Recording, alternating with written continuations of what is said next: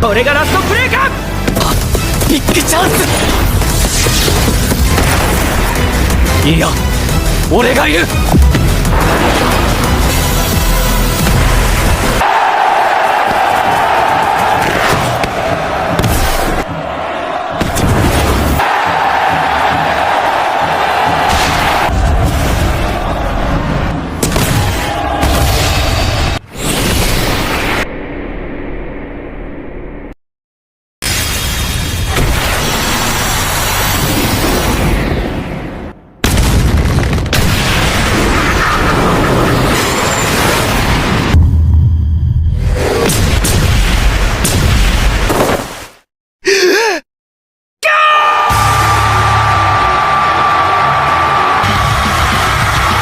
Hello guys, welcome to the class. Blue lock manga explanation కి స్వాగతం. ముందు వీడియోలో ఇసుగే యుకిమియాకి పాస్ చేస్తే ఆ బాల్ ని గోల్ చేసి మ్యాచ్ ని విన్ చేయడం చూసాము.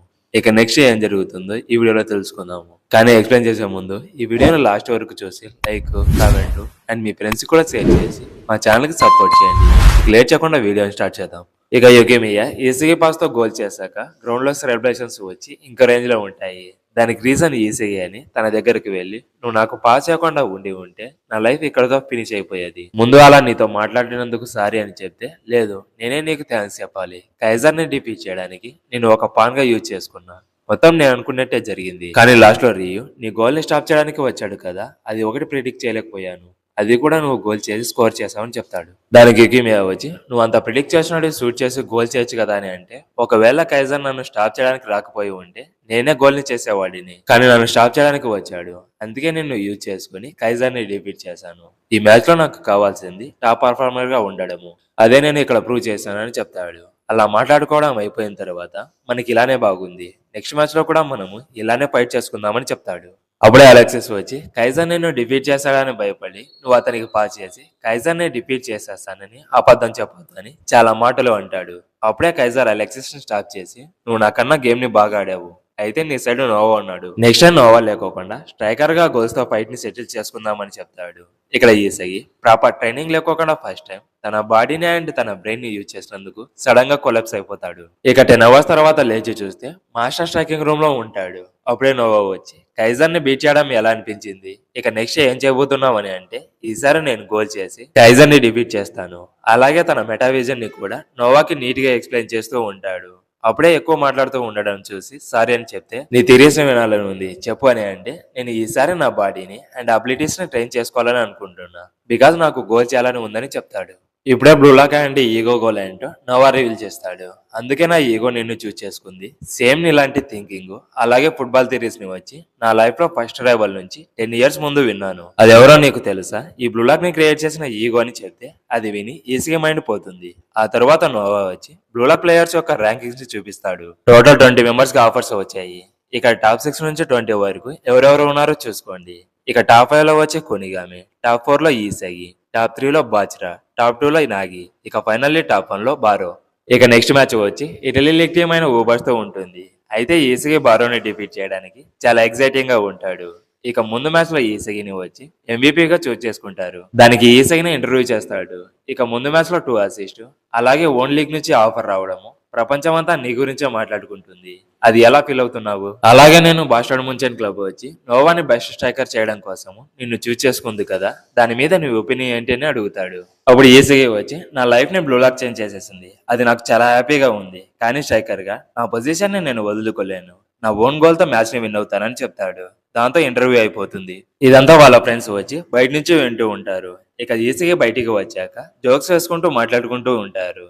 ఇక రైచి ప్రాక్టీస్ చేసుకుని తనని టీంలో సెలెక్ట్ చేయలేదని చాలా ఫ్రస్ట్రేటింగ్ తో బయటికి వచ్చి ఈసీగా అండ్ గ్యాంగ్ ని ఎక్కరించి నెక్స్ట్ మ్యాచ్ లో టీంలో జాయిన్ అయ్యి టేబుల్స్ అన్ని చేంజ్ చేస్తానని గట్టిగా అరుస్తాడు.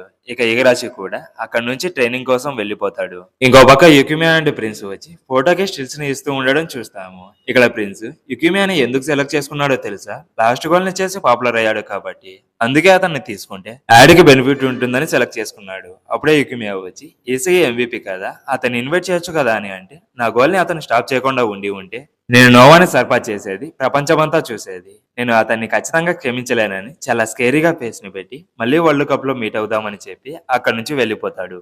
ఇక అప్పుడే ఆండ్రీ వచ్చి యుకిమియా నిన్ను ఈగో పిలుస్తున్నాడని చెప్పి తీసుకెళ్తుంది. ఇక ఈగో యుకిమియాతో నీ డిసీజ్ గురించి నాకు ముందే తెలుసు. నువ్వు బ్లూ లాక్ లోకి వచ్చినప్పుడు ఫిజికల్ ఎగ్జామ్స్ తర్వాత తెలిసింది. కానీ తెలియనట్టు ఉన్నాను. నువ్వు కూడా ఎవరికి చెప్పలేదు. నేను కూడా ఎవరికి రివీల్ చేయలేదు. అయితే నీ మెడికల్ డేటా నేను లీక్ వాళ్ళకి సెండ్ చేస్తే ఇలా అన్నారు. నీ డిసీజ్ కి అయ్యే అమౌంట్ అంతా వాళ్ళే బేర్ చేస్తారంట. అయితే ఆ డిసీజ్ క్యూర్ అవుతుందని గ్యారెంటీ లేదు. బట్ క్యూర్ చేయడానికి వాళ్ళ సాయశక్తులా ట్రై చేస్తారంట. నువ్వు వాళ్ళ ఆఫర్ ని యాక్సెప్ట్ చేస్తావా అని అంటాడు. బట్ ఇకేమే వచ్చి ఆ ఆఫర్ వచ్చినందుకు నాకు చాలా హ్యాపీగా ఉంది. అయితే ఇది ఈజీగా హెల్ప్ చేసినందుకు వచ్చింది. నన్ను నేను ప్రూవ్ చేసుకుని ఆ ఆఫర్ ని యాక్సెప్ట్ చేయాలని అనుకుంటున్నాను. నా ఆన్సర్ కోసం ఇంకొన్ని రోజులు వెయిట్ చేయమని చెప్తారా అని అంటే నేను వాళ్ళకి ఇన్ఫార్మ్ చేస్తాను. కానీ ఇలాంటి ఆఫర్ మళ్ళీ వస్తుందని నేను గ్యారంటీ ఇవ్వలేనని చెప్తాడు. ఇక యుకిమియా అక్కడి నుంచి వెళ్ళిపోతాడు. నెక్స్ట్ వచ్చి హియోరి పాస్ట్ ని చూపిస్తారు. వాళ్ళ మదర్ అండ్ ఫాదర్ వచ్చి అథ్లెటిక్స్. వాళ్ళ ఇద్దరు మ్యారేజ్ చేసుకోవడం వల్ల వాళ్ళ సన్ కి కూడా అథ్లెటిక్స్ అబిలిటీస్ వస్తాయని అనుకుంటారు. అతను వరల్డ్లోనే బెస్ట్ ప్లేయర్ అవ్వాలని అతన్ని ఫుట్బాల్ ట్రైనింగ్ కి పంపిస్తారు. అక్కడ తన అబిలిటీస్ ని చూసి తను ప్రే ప్లేయర్ అవ్వలేడని ఫైట్ చేసుకుంటూ అదంతా నీ వల్లే అని ఒకరి మీద ఒకరు చెప్పుకుంటూ అతను వరల్డ్లోనే బెస్ట్ ప్లేయర్ అవ్వకుంటే మనం డైవర్స్ తీసుకుందామని డిసైడ్ అవుతారు. అయితే అది హియోరి కూడా వింటాడు. అప్పుడే సడన్ గా స్టెప్స్ నుంచి కింద పడి గాయాలు తగిలితే మనిషి గురించి పట్టించుకోకుండా తను బెస్ట్ ప్లేయర్ అవ్వాలని ఆలోచిస్తూ ఉంటారు. ఇక వాళ్ళు డైవర్స్ తీసుకోకుండా ఉండడానికి తను బెస్ట్ స్ట్రైకర్ అవ్వాలని అనుకుంటాడు. ఇక్కడ కరాసు వచ్చి హియోరి సీనియర్. అయితే హియోరికి ఫుట్బాల్ మీద ఇంట్రెస్ట్ లేదని తెలుసుకొని చెప్తే అదర్స్ ఎక్స్పెక్టేషన్స్ వల్ల నాకు ఇంట్రెస్ట్ పోయిందని చెప్తాడు. ఇక్కడ ఆలోచించాల్సింది అదర్స్ గురించి కాదు. నీ ఎక్స్పెక్టేషన్స్ నువ్వే డిసైడ్ చేసుకోవాలి, వేరే వాళ్ళు కాదు. నీకు ఏమి హ్యాపీగా అనిపిస్తుందో అదే చేయని చెప్పి అక్కడి నుంచి వెళ్ళిపోతాడు. ఇక అప్పుడే బ్లూలాక్ నుంచి ఆఫర్ వస్తుంది. వాళ్ళ పేరెంట్స్ నుంచి ఫ్రీడమ్ దొరికిందని బ్లూలాక్ కి వస్తాడు. అదే అతని స్టోరీ. ఇక రియో వచ్చి తనకి 40 మిలియన్ అమౌంట్ రావడం చూసి చాలా ఎక్సైటింగ్ గా ఉంటాడు. అయితే నాగి వచ్చి మ్యాచ్ ఓడిపోయిన దాని గురించి ఆలోచిస్తాడు. ఇక దాని గురించి రియోని అడిగితే అది ఎవరికి కావాలి, మనం ఏం చేయగలమో అది చూపిస్తే సరిపోతుందని చెప్తాడు. అయితే ఈసీని బీట్ చేసినప్పుడు నేను చాలా హ్యాపీగా ఫీల్ అయ్యాను, కానీ నేను వరల్డ్లోనే బెస్ట్ ప్లేయర్ అయితే కాదని చెప్తాడు. అప్పుడు రియో వచ్చి 300 మిలియన్ కి రీచ్ అవ్వాలని ఒక గోల్ ని పెట్టుకో, అలాగే ఇది జస్ట్ బిగినింగ్. నేషనల్ టీమ్ కి సెలెక్ట్ అయ్యి వరల్డ్ కప్ ను విన్ అవుదామని మాట్లాడుకుంటారు. ఇంకో పక్క కైజర్ వచ్చి ఈసీగే గేమ్ ని అనలైజ్ చేస్తూ ఉంటే అలెక్సిస్ గ్లాసెస్ ని తీసుకుని వస్తాడు. అప్పుడే కైజర్ నేను క్రష్ చేయాలనుకున్న ప్లేయర్స్ అందరినీ క్రష్ చేసేసాను, కానీ ఈసీగా వచ్చి నా ఎక్స్పెక్టేషన్స్ ని సర్పాస్ చేశాడు. నేను చాలా టైమ్స్ వచ్చి అతని స్పిరిట్ ని క్రష్ చేసేసాను.